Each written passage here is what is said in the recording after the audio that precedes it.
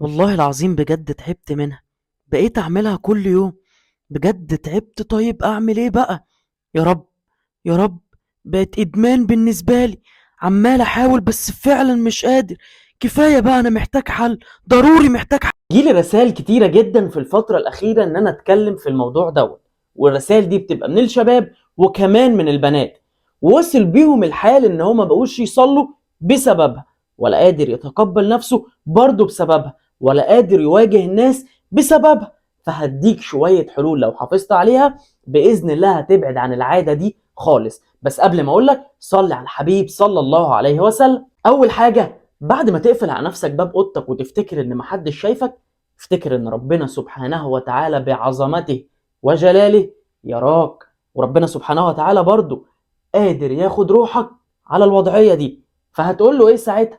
فحط في بالك دايما ان ربنا سبحانه وتعالى يراك في جميع المواقف. طب وتاني حاجة، انت دخلت اوضتك وقفلت على نفسك عشان مكسوف من اهلك، لكن مش مكسوف من ربنا سبحانه وتعالى اللي اداك الموبايل واداك النظر واداك ايدك اللي ماسك بيها الموبايل وعمال تتفرج عليه. طب وتالت حاجة، اسهل حاجة انك تبعد عن اي عادة هو عدم التفكير في العادة دي. بمعنى انك قبل ما تعمل العادة دي فكرت فيها فقمت وعملتها. لكن لو انت شغلت بالك دايما بحاجات تانية، عمرك ان شاء الله ما هتعمل العادة دي، لان عقلك مشغول بحاجات تانية يا اخي. فحاول انك تشغل بالك دايما بحاجات تانية غير العادة دي. طب ورابع حاجة، يومك فيه 24 ساعة متقسم كله عادات، زي النوم والأكل وتصلي وتروح الشغل. يومك كله متقسم عادات.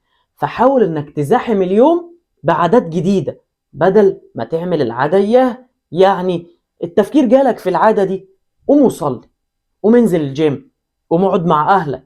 بدل العادة دي وزاحمها بعادة جديدة انت ما كنتش بتعملها. فخد بالك من دي دايما. طب وخامس حاجة، سبب انك بترجع للعادة دي مرة تانية هو انك بتفكر فيها. انا عارف والله انك بتجاهد نفسك في النقط الاولانية اللي انا قلتها دي وان انت بتحاول تعملها، بس وقت الفراغ اللي بيبقى عندك الشيطان بيدخل لك منه وبيخليك تفكر في العادة دي وتعملها مرة تانية.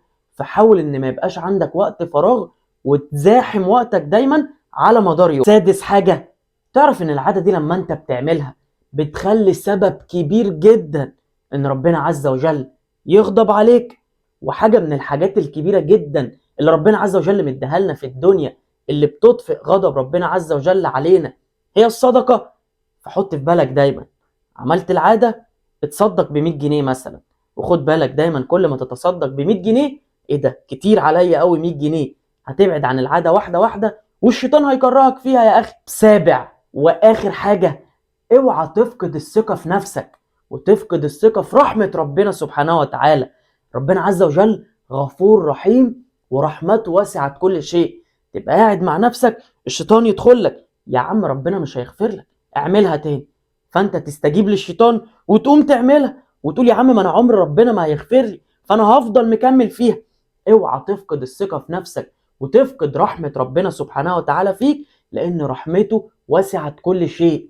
فيا رب اكون فدتك وتفيد غيرك، وان شاء الله ان شاء الله تبعد عن العادة دي واحدة واحدة. بس طبق الخطوات دي بانتظام وفعلا ان شاء الله تدعي لي وهتبعد عن العادة دي. يا رب تشير الفيديو ده وتفيد غيرك. سلام عليكم.